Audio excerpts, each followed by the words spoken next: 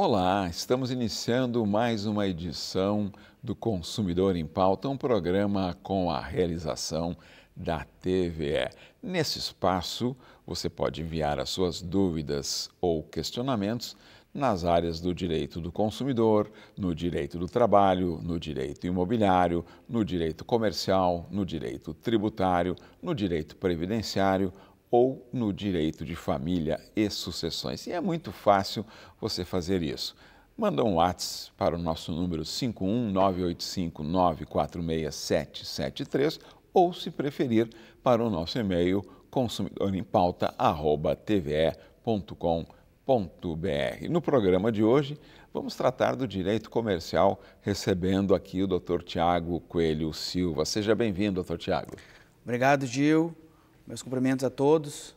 Mais uma vez aqui à disposição para responder os questionamentos. A primeira pergunta enviada pelo senhor Augusto. Depois de eu escolher o tipo de empresa, se MEI, limitada, etc., qual é o passo a passo obrigatório que o empreendedor deve seguir? Quais são os principais órgãos envolvidos nesse processo de abertura e qual a função de cada um? Pergunta o telespectador Augusto, Dr. Tiago. Sim, uma ótima pergunta. Porque realmente, em primeiro lugar, tem que ser escolhido o tipo empresarial, né? Se for uma MEI, o registro ele é diretamente no site do Portal do Empreendedor, que é um site da Receita Federal, do governo federal. Mas, se for os outros tipos, limitada, SA, sociedade anônima, é diretamente na junta comercial. Basicamente, são 5 passos, tá? Que o primeiro deles é a consulta de viabilidade, onde o empreendedor coloca ali num formulário, hoje é tudo online, né? Mas ele coloca num formulário as atividades e o endereço e o nome que ele pretende para a empresa. E aí é feita uma consulta de viabilidade, se há alguma colidência de nome. Sim. E se é permitido exercer aquela atividade no local pretendido. Com a viabilidade ok, ultrapassado esse passo, que é o primeiro, é feito aí de fato a formalização do ato, né? O ato constitutivo da empresa, que normalmente a gente chama de o contrato social, né? Então é quando se faz o contrato social e se faz a abertura dessa empresa perante a junta comercial do Estado, aqui no nosso, a junta comercial do Rio Grande do Sul, né? É o segundo passo. Posterior, as inscrições estaduais e municipais, tá? Tem empresas que vão precisar das duas, tem empresas que precisam só de uma, tem empresas que precisam de outra. Isso tem a ver com o tipo de atividade que é exercida, se é uma empresa de comércio, tem ICMS, obrigatória inscrição estadual, se é uma empresa de serviço, ISS, e aí é obrigatória a inscrição municipal. Pode ser que seja necessário as duas também. Passado a fase dos registros, CNPJ, na verdade até o CNPJ ele é antes das inscrições estaduais, mas hoje como o sistema ele é único, é basicamente tudo simultâneo, né? Mas o CNPJ fazendo uma analogia como se fosse o CPF da empresa, né? O cadastro da pessoa jurídica, e ele é o que dá vida aos atos da empresa, né? Então, com um número de CNPJ, que também é fornecido pela Receita Federal, mas hoje é através do sistema da junta comercial, é fornecido esse número, que é o número, basicamente, que é onde se pesquisa as empresas, se abre conta em banco, se faz todas as atividades, né? Como se fosse realmente um CPF. E, por último, as licenças, né? Licenças e alvarás, que aí a empresa tem que ver o risco que ela possui e ver se ela precisa ou não, tem dispensa de licença ou precisa de alguma espécie de licença específica. A próxima pergunta do telespectador Jonas, Dr. Tiago, tem uma correlação com a pergunta anterior, tá? Que ele coloca o seguinte: qual é a função da junta comercial no registro de uma empresa? Como a tecnologia tem facilitado ou dificultado a interação com este órgão e o que o empreendedor precisa ter em mãos para registrar o contrato social ou as alterações contratuais? Tá bem. Bom, a junta comercial, ela é um órgão, uma autarquia estadual, né? Importante, vinculada à Secretaria de Desenvolvimento do Estado, aqui no nosso caso é vinculada à Secretaria de Desenvolvimento, e ela é uma entidade, uma autarquia de registro empresarial, ou seja, ela não vai analisar se a tua empresa é boa ou ruim, não, ela simplesmente ela é um órgão de registro, assim como tem o registro civil, onde se registra nascimento, óbito, é um cartório de empresas, exatamente. Tá certo. Exatamente. Pode ir com relação aos documentos, né? Com relação aos documentos. Isso, Com relação aos documentos. Hoje, basicamente, para abrir uma empresa, é necessário os documentos de identificação dos empresários, né? Ter um comprovante de onde vai ser a sede dessa empresa, né? O endereço. E, basicamente, são esses dados. Claro, que tem coisas que o empresário tem que saber. A atividade, quem vão ser os seus sócios, a duração dessa empresa. Existem empresas que têm prazo determinado de duração.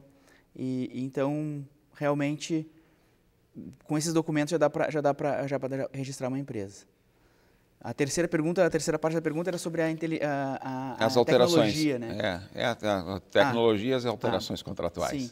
Com relação à tecnologia, atualmente, as juntas comerciais do Brasil todo, ela está bastante tecnológica. Hoje, por exemplo, existe a possibilidade de se abrir uma empresa pelo WhatsApp.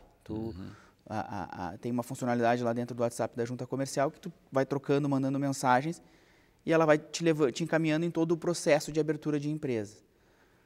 Já está em fase de teste, bem avançado, já com vários usuários e para análise também, né, dos funcionários, serventuários da junta, o uso da inteligência artificial para reduzir erros e facilitar e sempre simplificar e acelerar o processo, né? Então, realmente a junta comercial... a gente passou bastante tempo entendendo que a junta comercial atrapalhava os negócios e trancava. Acho que hoje em dia a junta comercial ela tem um papel bastante importante no desenvolvimento do Estado, aí, fazendo um trabalho bem interessante. A próxima pergunta é da telespectadora Marisa, tem também conexão total com o tema anterior, que é a junta comercial. Ela coloca o seguinte: além da junta comercial, o empreendedor precisa de licenças e alvarás. Qual a diferença entre ter o CNPJ e ter o alvará de funcionamento? Em que momento do processo de abertura a empresa precisa da interação com a prefeitura e com os bombeiros? Perfeito. Bom, em primeiro lugar é importante deixar bem claro que o CNPJ e a licença, o alvará de funcionamento, eles não têm absolutamente nada a ver. Tá? Sim. São coisas totalmente distintas, né? Para abrir uma empresa, é necessário passar pelos passos ali que eu falei, e o CNPJ vai ser o terceiro passo deles. Viabilidade, formalização, CNPJ. Hoje, acontece de forma automática dentro do site da junta comercial. Passado isso, a empresa vai diligenciar. Se não houver dispensa de alvará, existem casos de atividades de menor risco, etc., que até tem uma dispensa de alvará. Existem outros casos que não. Com a empresa constituída, o empresário vai se dirigir até a prefeitura municipal do município onde a empresa é sediada e solicitar esse alvará. Tem o alvará de funcionamento e também tem um passo seguinte, que é o PPCI com os bombeiros, né? Que aí, então, também existem casos de dispensa de PPCI ou não, mas tudo tem que ser visto caso a caso. Sim, como o senhor comentou, depende da atividade. Por exemplo, se eu vou ter um escritório de advocacia, um escritório contábil, uma agência de propaganda, eu não preciso de PCCI, né? Via de regra, empresas de prestação de serviços, elas têm uma atividade de não tanto risco, né? De menor complexidade, etc. Mas podemos também ir ao outro extremo, que são indústrias que manufaturem alguma coisa. Pô, tem que ter toda uma questão de cuidado com o meio ambiente, né? E podemos ir mais além ainda. Alguma empresa que trabalhe com detonação, uma empresa de mineração que trabalha com detonação, ela tem que ter autorização do Exército, das Forças Armadas, para poder fazer esse tipo de trabalho de detonação. Então, de acordo com a complexidade da atividade, certamente as exigências vão ser aumentando. ampliando. Tá certo. A próxima pergunta é enviada pela nossa telespectadora Isabel. O processo de consulta de viabilidade é o primeiro passo para muitas empresas. O que é essa consulta, o que ela verifica e por que ela é tão crucial para evitar problemas futuros com o endereço e atividade da empresa? Como eu falei anteriormente ali, atualmente a consulta de viabilidade ela é o primeiro passo. É onde o empreendedor não fez nem o pagamento da... Mas desculpa, doutor, ele faz essa consulta de viabilidade, depois ele tem o CNPJ. Não, já estou a consulta constituído. de viabilidade ela é antes da antes? constituição da empresa. Ah, tá. Então hoje quando tu pretende abrir uma empresa, tu entra no... Tá tudo centralizado no site da junta comercial, tá? Mas então tu entra lá, faz uma consulta de viabilidade, antes até mesmo de pagar os emolumentos da junta comercial, ou seja, o Estado te dá uma oportunidade de tu fazer uma viabilidade, de nome, de atividade e de endereço, tá? Então isso é feito, é um processo que demora horas, tá? Não é uma coisa demorada. Sim, rápido.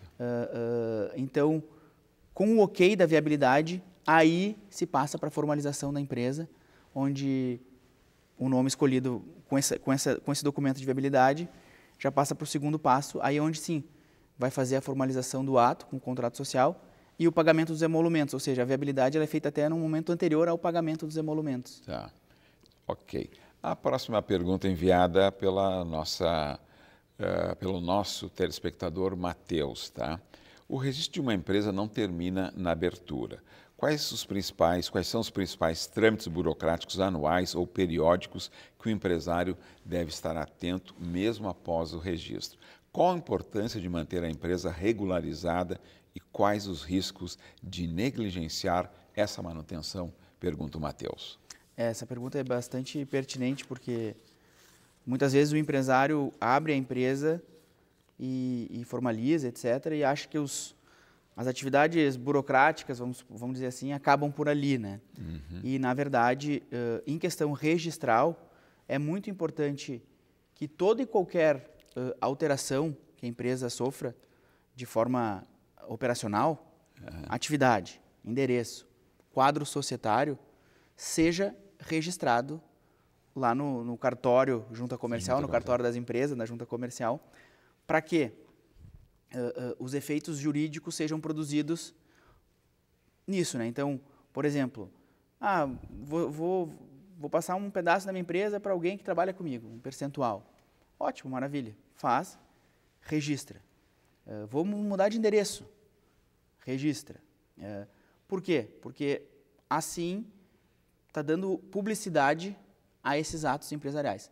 Se tu não faz, provavelmente podem causar certos prejuízos, como, por exemplo, uma citação de algum processo judicial, alguma comunicação que algum órgão federal ou municipal ou estadual queira fazer, não estou com o endereço atualizado.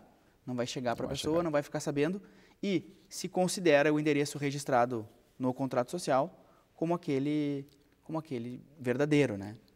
Consumidor em Pauta vai para um breve intervalo e já voltamos aqui com o Dr. Tiago Silva falando do direito comercial. Nos aguarde.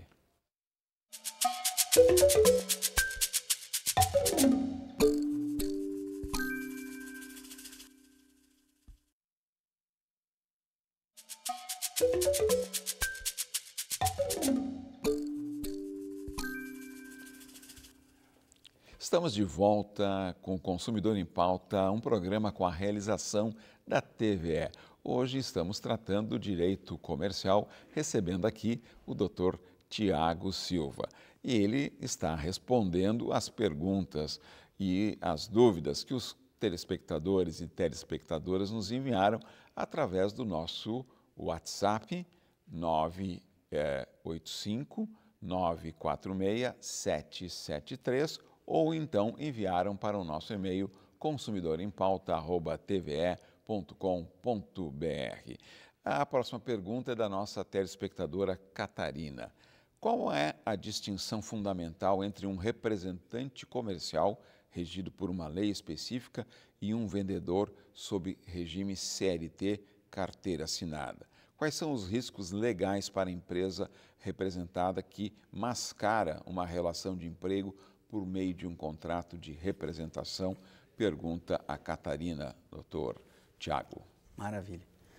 Essa pergunta é longa e bastante pertinente, porque são relações similares, mas com diferenças bastante cruciais para que não seja dada essa interpretação de uma possível mascarar uma relação de emprego, né?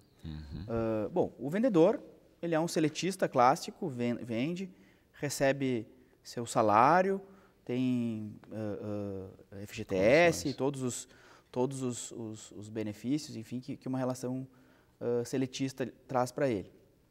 Mas também, em contrapartida, ele tem que cumprir horário, ele tem subordinação, ele tem exclusividade na atividade dele, né, para aquela empresa ali.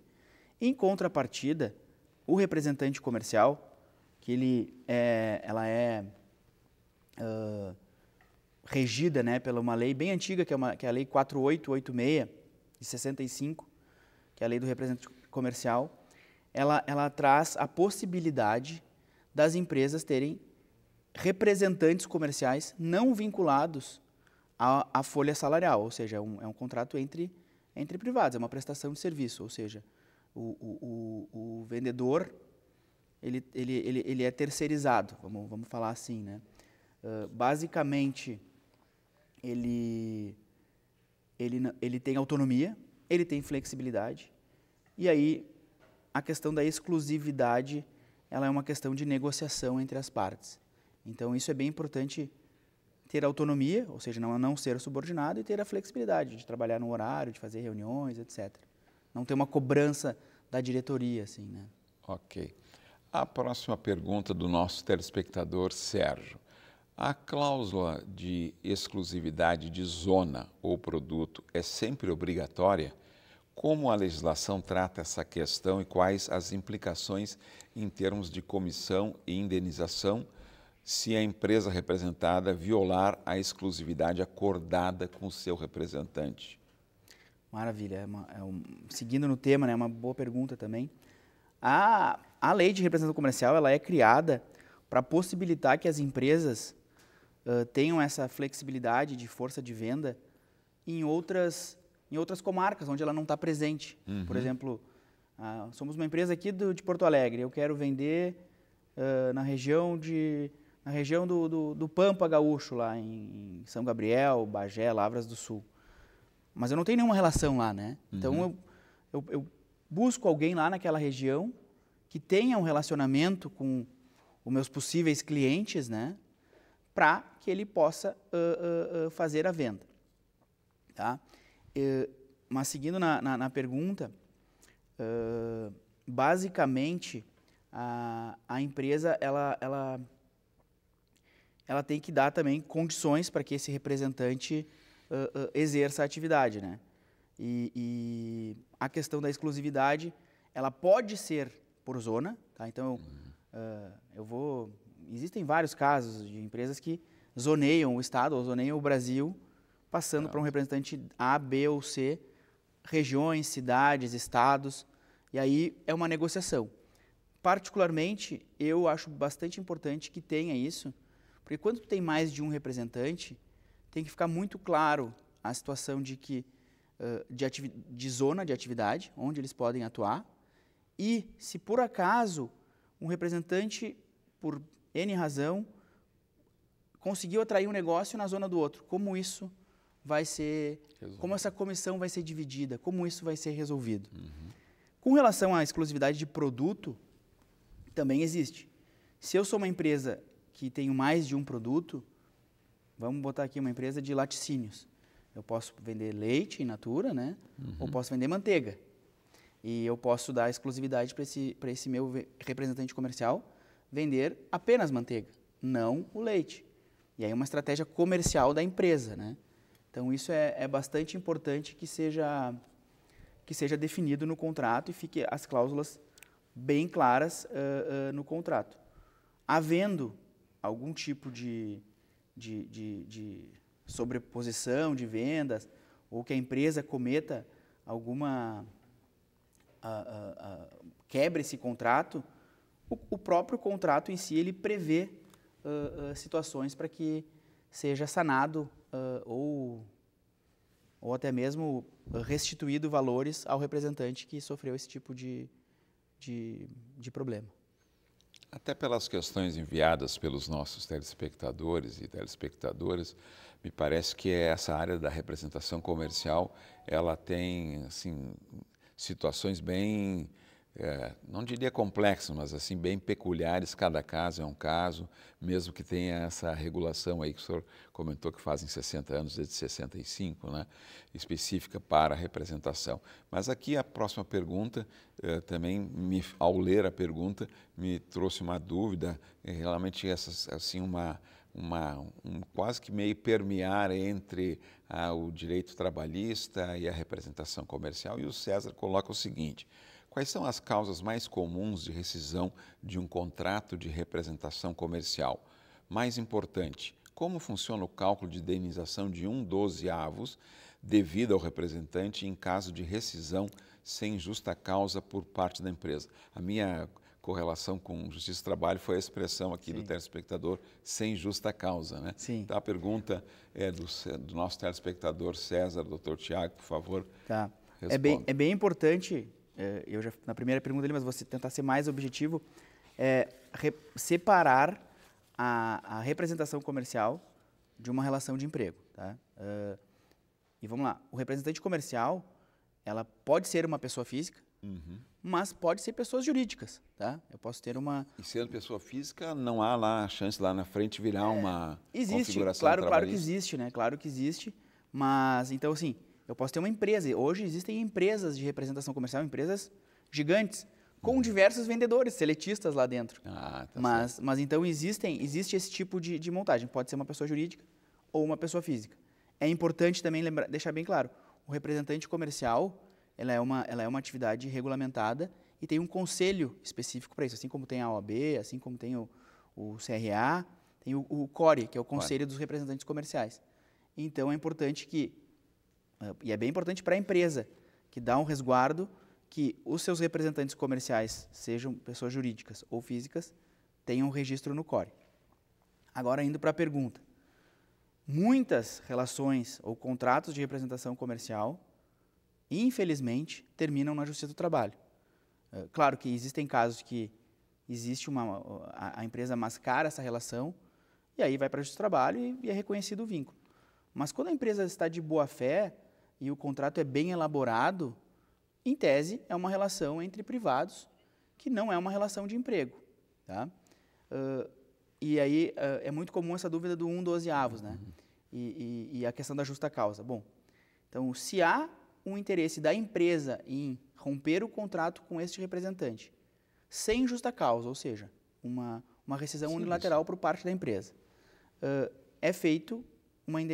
deve ser paga uma indenização que a lei estabelece o mínimo, que é não menos que 1/12 do tempo do contrato de representação. Então, 1/12 do valor que esse representante comercial recebeu de comissão ao longo da contratualidade é devido como indenização. Esse é artigo de lei. Claro, pode ser, se tiver uma regra um pouco melhor para o representante, pode ser aplicada. E aí, também, com relação à justa causa, a lei tem alguns requisitos, mas justa causa para uma relação de representação comercial fala em algumas questões. Alguma atividade que não abone a empresa, né? Então, se o representante criou algum embaraço, alguma situação vexatória para a empresa, é motivo para justa causa. A condenação em crime, condenação em última instância de crime, que também tem essa questão que desabone a imagem da empresa, também pode ser justa causa. Qualquer questão de fraude também é motivo de justa causa. Então, são motivos que levam ao rompimento contratual sem o direito a pagar essa indenização de 1/12. Tá, então, em relação assim, tanto da empresa quanto do contratado, do representante, o senhor até citou, doutor, que há necessidade tem uma equivalente ao OAB, tem o CORE, né, o Conselho. Tá, esse representante ele tem que estar registrado lá formalmente? Sim. Ele tem que ter um número como o advogado tem? Tem um registro, assim como o advogado tem uma OAB, ele tem que estar registrado no CORE. Tá certo. E a possibilidade nós já estamos terminando aqui o programa só para finalizar, essa possibilidade da demanda trabalhista, mesmo ele tendo a representação reconhecida pelo CORE, é comum acontecer, doutor? Existe, mas os meus clientes lá eu tento dizer, olha, o CORE ele traz uma chancela que a Justiça do Trabalho ou a Justiça Civil eles vão valorar como uma intenção daquela pessoa ser um representante comercial. Doutor Tiago, muito obrigado pelos seus esclarecimentos. Consumidor em Pauta fica por aqui. Aguardamos você na próxima edição. Até lá!